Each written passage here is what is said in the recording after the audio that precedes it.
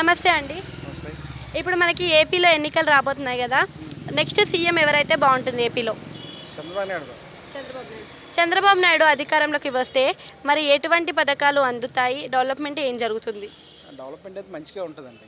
ఎందుకంటే ఇది వరకు హైదరాబాద్ని డెవలప్ చేసిన పర్సన్ డెఫినెట్గా ఆంధ్రాను కూడా మంచిగా డెవలప్ చేస్తారండి. ఆయనకి ఆ విజన్ ఉంది, డెఫినెట్గా చేయగలరండి.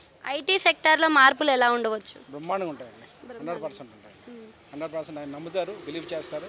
ఆయన డెవలప్మెంట్ చూశారు, చేశారు కాబట్టి ఆయన బిలీవ్ చేస్తారు కాబట్టి డెఫినెట్గా ప్రతి ఐటీ కంపెనీ కానీ వచ్చి ఆంధ్రాలో కొలువుదీరుతాయండి. 100%. విద్యార్థులు వలస వెళ్ళడం జరుగుతుంది కదా ఇప్పుడు ప్రజెంట్.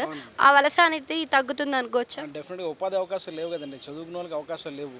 ఇప్పుడు ఆంధ్ర పర్సన్స్ ఆల్మోస్ట్ ఆల్ మన హైదరాబాద్లో ఇప్పుడు ఉద్యోగాలు చేస్తున్నారు. అక్కడ 40,000-50,000 వచ్చే శాలరీకి అవకాశాలు లేవు. ఇక్కడ వచ్చి 1 lakh కూడా ఈజీగా సంపాదిస్తున్నారు. 3 months కోర్స్ చేస్తున్నారు, హ్యాపీగా 80,000 1 lakh వరకు ఎర్న్ చేస్తున్నారు. అవకాశం ఆంధ్రాలో లేదు కదండి. ఆంధ్రాలో ఎంత వస్తుంది, ఏమైనా అంత వచ్చే ఛాన్స్ లేదు. ఏదైనా అంత డబ్బు వచ్చేది ఐటీ సెక్టర్ అనేది అక్కడ డెవలప్మెంట్ లేదు, ప్రెజెంట్ లేవు కాబట్టి అందరూ ఆల్మోస్ట్ ఇక్కడికి వస్తున్నారు. అదే అక్కడ డెవలప్ అయినప్పుడు డెఫినెట్గా పీపుల్ అందరూ అక్కడే ఉంటారు, విద్యార్థులు అక్కడే ఉంటారు, మీరు అక్కడే కోర్స్ చేస్తారు, అక్కడే ఉద్యోగాలు చేసుకుంటారు. అంటే ఇప్పుడు మనకి చూసుకున్నట్టయితే పొత్తులో వస్తున్నారు, అలా పొత్తులో రాకుండా సింగిల్గా వస్తే గెలవలేరనా మరి పొత్తులో పెట్టుకున్నారు?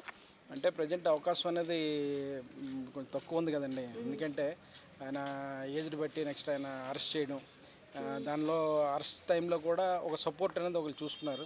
బట్ ఈయన ఉండడం వల్ల ఏంటంటే ఢిల్లీ వెళ్ళి మాట్లాడడం జరిగింది ఇమీడియట్గా ఆయన్ని. బట్ ఆలోచన వాళ్ళది వేరు, యాక్చువల్ కంప్లీట్గా ఉంచేద్దాం అనుకున్నారు కానీ బట్ ఈయన రావడం వల్ల ఏంటంటే కొంత విషయం అనేది ఢిల్లీ వరకు వెళ్ళింది. అక్కడ నుండి ఇమీడియట్గా ఈయన్ని రిలీజ్ చేశారు. నిన్న చూసినట్టయితే మనకి పెద్ద ఎన్టీఆర్ గారిది వర్ధంతి అయితే జరిగింది ఎన్టీఆర్ ఘాట్లో. సో అక్కడికి బాలకృష్ణ రావడం జరిగింది. అక్కడ వచ్చిన తర్వాత చిన్న ఎన్టీఆర్ అంటే జూనియర్ ఎన్టీఆర్ ఫోటోలు ఫ్లెక్సీలో తీసేయండి అని చెప్పారు. అంతే అంటారా? మరి తారక రత్న చనిపోయిన రోజు అంటే వారి 15వ రోజు కూడా ఆయన చిన్న చూపు చూశారు అని అన్నారు కదా. కావచ్చు మరి, ఎందుకంటే మ్యాక్సిమం కాన్సన్ట్రేషన్ ఈయన మీదే పెట్టారు. ఎందుకు మరి అలా చిన్న చూపు చూస్తున్నారు అంటే మరి ఆయన తాలూకా ముందు బై లైవ్లో ఉన్నప్పుడు కూడా కొంచెం ఆయన ముందు నుండి వాళ్ళతో ఎక్కువగా లేడు అనమాట ఆయన, దానివల్ల అని అనుకుంటున్నాం అనమాట. Thank you. ఓకే.